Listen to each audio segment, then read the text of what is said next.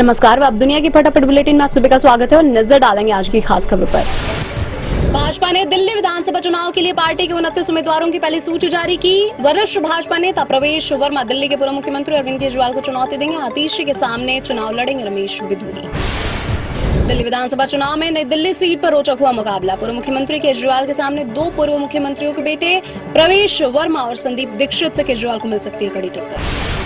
जम्मू कश्मीर के बांदीपोरा में शनिवार को सेना का एक वाहन खाई में गिर गया। इस दर्दनाक हादसे में 4 जवान शहीद हो गए जबकि 3 अन्य घायल हैं। घायलों को अस्पताल में भर्ती कराया गया है। पीथमपुर के तारापुर में राम की प्लांट के पास शनिवार को भी पुलिस पर हुआ पथराव। पुलिस ने भीड़ को खदेड़ने के लिए लाठीचार्ज किया, आंसू गैस के गोले भी छोड़े। केंद्रीय अल्पसंख्यक मामलों के मंत्री किरण रिजिजू ने अजमेर दरगाह पर जारी उर्स के दौरान सूफी संत मोइनुद्दीन चिश्ती की मजार पर प्रधानमंत्री नरेंद्र मोदी द्वारा भेजी गई चादर चढ़ाई। इस दौरान सुरक्षा के कड़े इंतजाम किए गए थे। ओवैसी ने उठाया सवाल, कहा आरएसएस और भाजपा बना रही है विरोध में माहौल। आम आदमी पार्टी के प्रमुख अरविंद केजरीवाल का वादा, राष्ट्रीय राजधानी में अगले महीने होने वाले विधानसभा चुनाव में यदि उनकी पार्टी सत्ता में लौटती है तो दिल्ली के लोगों के बढ़े हुए पानी के बिलों को माफ कर दिया जाएगा। कांग्रेस अध्यक्ष मल्लिकार्जुन खड़गे ने मणिपुर को लेकर साधा नरेंद्र मोदी पर निशाना, का भाजपा व माचिस है जिसने पूर्वोत्तर के इस राज्य को जला दिया।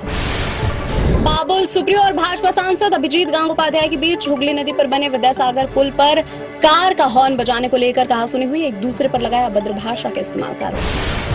जनसुराज पार्टी के संस्थापक प्रशांत किशोर पटना में आमरण अनशन स्थल के पास मौजूद वैनिटी वैन के बारे में सवाल पूछे जाने पर भड़क गए।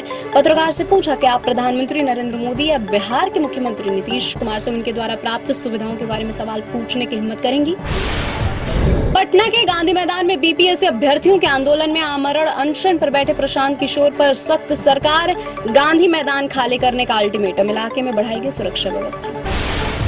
यूनियन कार्बाइड के जहरीले कचरे को लेकर पीथमपुर में जारी है तनाव। कोर्ट में कचरे को लेकर एफिडेविट दायर करने की तैयारी में राज्य सरकार। सीएम डॉक्टर मोहन यादव ने की फिर अफवाह पर ध्यान नहीं देने की अपील। गाजियाबाद की लोनी विधानसभा से भाजपा विधायक नंदकिशोर गुर्जर ने कहा, गाजियाबाद पुलिस में भ्रष्टाचार चरम पर है। हम कई विधायक मुख्यमंत्री से मिले हैं तो मुख्यमंत्री ने 3 बार हमें आश्वासन दिया कि वह पुलिस कमिश्नर को हटा देंगे, लेकिन ऐसा लगता है कि अधिकारी भी मुख्यमंत्री की नहीं सुन रहे हैं।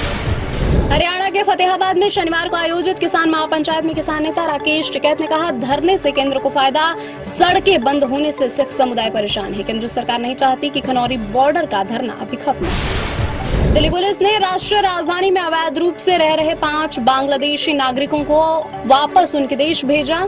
इनमें एक महिला और 2 बच्चे शामिल हैं। पुलिस उपायुक्त अंकित सिंह ने कहा, हमने उन्हें 1 जनवरी को वापस भेज दिया। मोदी सरकार ने नेपाल को 2 लाख टन गेहूं निर्यात करने की अनुमति दी। विदेश व्यापार महानिदेशालय ने अधिसूचना में कहा कि निर्यात की अनुमति राष्ट्रीय सहकारी निर्यात लिमिटेड के माध्यम से दी। 18 जनवरी 2025 को राष्ट्रीय जनता दल कार्यकारिणी की बड़ी बैठक। बिहार चुनाव समेत कई अन्य मुद्दों पर हो सकती है चर्चा।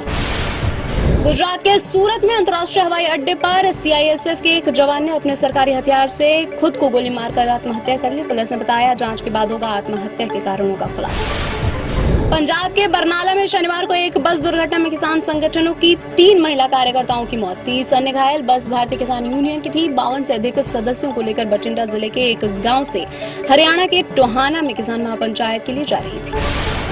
कंगना रनौत की फिल्म इमरजेंसी का नया ट्रेलर 6 जनवरी को होगा रिलीज। भारत में 1975 में लगे आपातकाल पर आधारित है फिल्म की कहानी। पूर्व प्रधानमंत्री इंदिरा गांधी के किरदार में दिखेंगी कंगना। 17 जनवरी को रिलीज होगी फिल्म। कियारा आडवाणी की तबीयत बिगड़ी। एक्ट्रेस के अस्पताल में भर्ती होने की खबरों पर टीम ने दी सफाई। कहा, कियारा को ज्यादा मेहनत के कारण थोड़ा आराम करने की सलाह दी गई है। अस्पताल में भर्ती नहीं है एक्ट्रेस। जल्द फिल्म गेम चेंजर में नजर आएंगी कियारा। ये थी आज की फटाफट बुलेटिन। ऐसे ही ताजा अपडेट्स के लिए बने रहे हमारे साथ, यानी कि विजिट करें अब दुनिया पर।